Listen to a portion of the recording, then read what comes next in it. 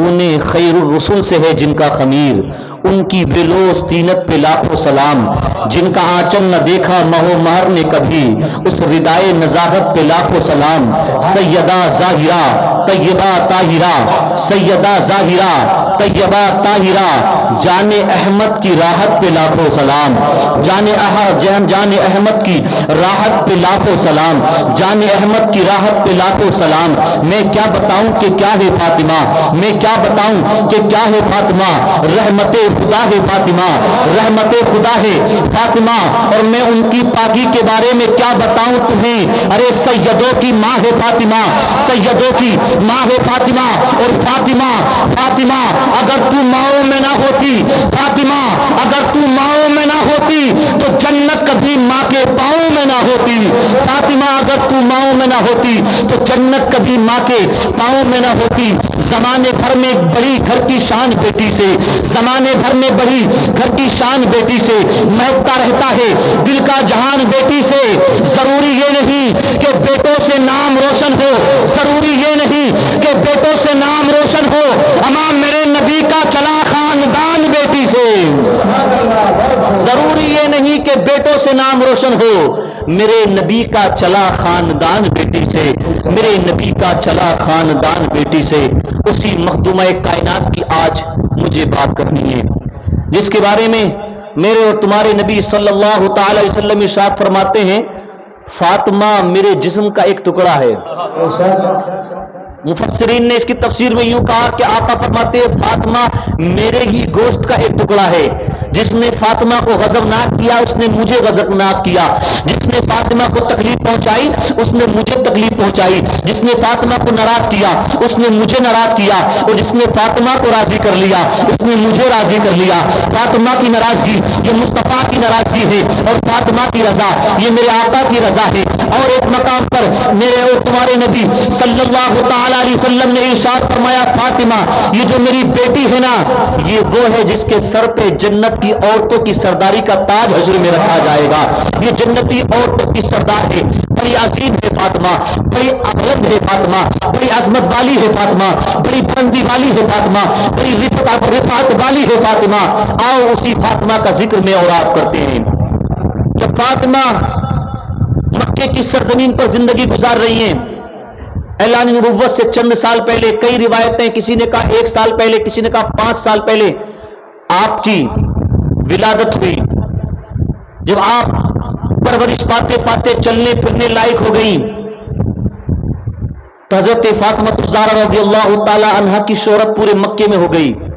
کہ محمد کی بیٹی جیسے بولتی ہے ویسے کسی کی بیٹی نہیں بولتی، محمد کی بیٹی جیسے مسکراتی ہے ویسے کسی کی بیٹی مسکراتی نہیں، محمد کی بیٹی کی حیا جیسی ہے اس کا کسی کے پاس جواب نہیں، محمد کی بیٹی کا لباس جیسا ہے کسی کے پاس جواب نہیں۔ پورے مکے میں میرے اور تمہارے نبی صلی اللہ تعالی علیہ وسلم کی بیٹی کی تعریفیں ہوتی ہے، پورے مکے میں ان کی عظمت کے قصیدے پڑھے جاتے ہیں، پورے مکے میں ان کی رفعت کے قصیدے پڑھے جاتے ہیں۔ جب مکے کی عورتوں نے دیکھا ابھی محمد کی بیٹی چھوٹی سی ہے لیکن عزت کا یہ عالم کہ پورے مکے میں ان کی تعریفیں ہوتی ہیں، پورے مکے میں ان کے قصیدے پڑھے جاتے ہیں، پورے مکے میں ان کے خطبے پڑھے جاتے ہیں، تو مکے کی عورتوں نے آپس میں مشورہ کیا، آپس میں میٹنگ کی کہ ایسا کیا جائے فاطمہ کی ماں سیدہ خدیجہ کبریٰ کی دعوت کی جائے، وہ اپنی بیٹی کو ساتھ میں لے کر آئیں، تاکید کی جائے کہ وہ فاطمہ کو ساتھ میں لے کر آئیں۔ فاطمہ کے پاس ایک پھٹا ہوا لباس ہے، ایک پرانا لباس ہے، جب خدیجہ اپنی بیٹی کو لے کر آئیں گی تو وہ پرانا لباس پہنا کر لے کر آئیں گی،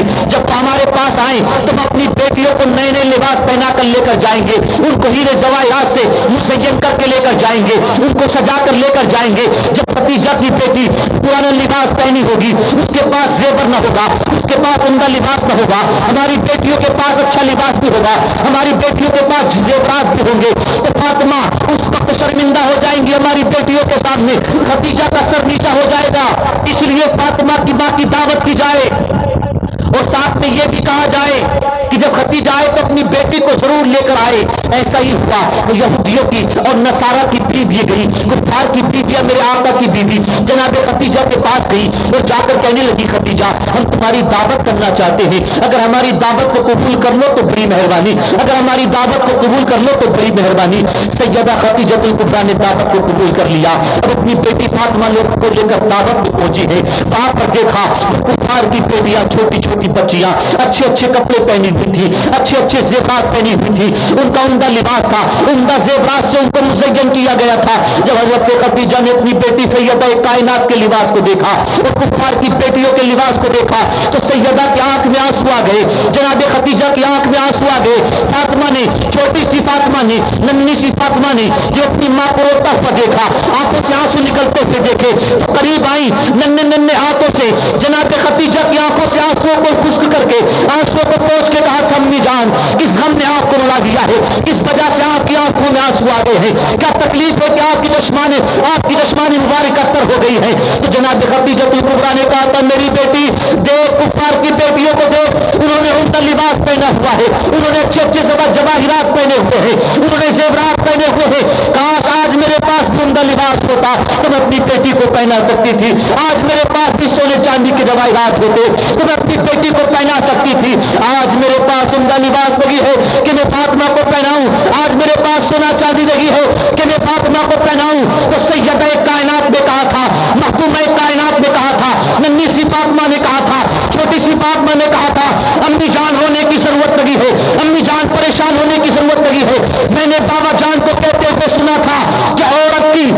کا سب سے اچھا لباس اس کی حیا ہوا کرتی ہے، عورت کا سب سے اچھا لباس اس کی حیا ہوا کرتی ہے، عورت کا سب سے اچھا زیور اس کا پردہ ہوا کرتا ہے۔ ان یہودیوں اور کفار کی بیٹیوں کا لباس اور ان کی زیب و زینت یہ دنیا کا سامان ہے، اور تمہاری بیٹی فاطمہ کا زیور، تمہاری بیٹی فاطمہ کا ان کا لباس اس کے بابا کا فرمان ہے۔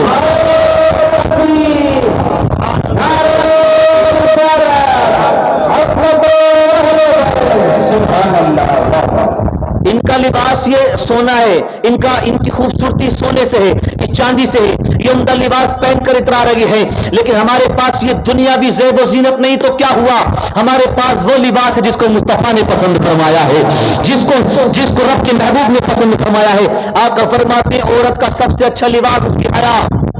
اور سب سے اچھا زیور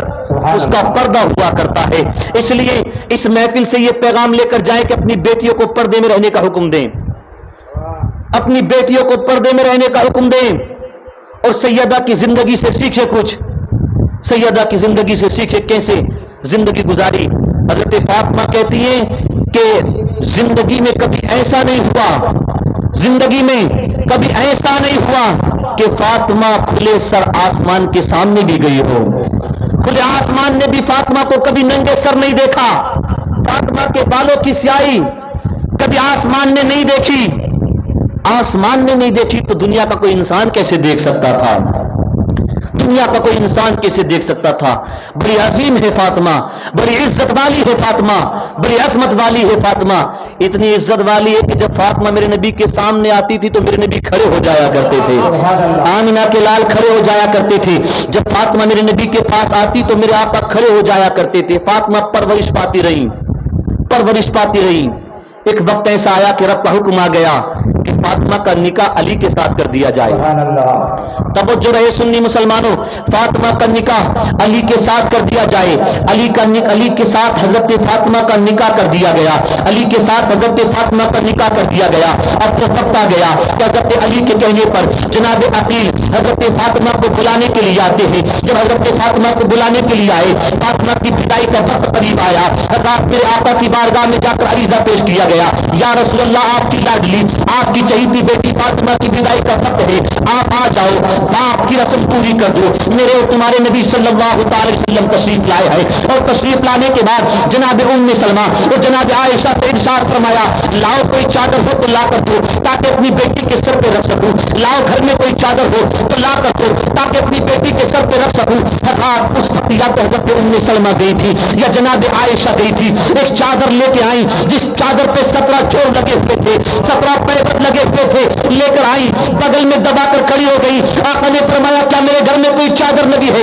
تو جناب ام سلمہ نے رو کر کہا تھا یا رسول اللہ چادر تو ہے لیکن گھر میں کوئی نئی چادر لگی ہے, بلکہ ایسی چادر ہے جس پہ 17 جوڑ لگے ہوئے ہیں. آقا 17 جوڑ لگے ہوئے ہیں. میرے آقا نے کہا لاؤ وہ چادر مجھے دے دو. میرے آقا کی چشمان نبوت تر ہے, آنکھوں سے آنسو جاری ہے. میرے آقا نے اس 17 جوڑ لگی ہوئی چادر کو لیا ہے اور چادر لینے کے بعد اس کو پھیلایا اور فاطمہ کے سر پہ رکھا اور کہا لے آج تیرا بابا تجھے جوڑ لگی ہوئی چادر دے رہا ہے, آج تیرا بابا تجھے پیبند لگی ہوئی چادر دے رہا ہے, آج یہ جوڑ لگی ہوئی چادر لے جا, کل قیامت میں تجھے جنتی عورتوں کی سرداری کا تاج تیرا بابا عطا فرمائے گا. آج تجھے یہ جوڑ لگی ہوئی چادر دے رہا ہے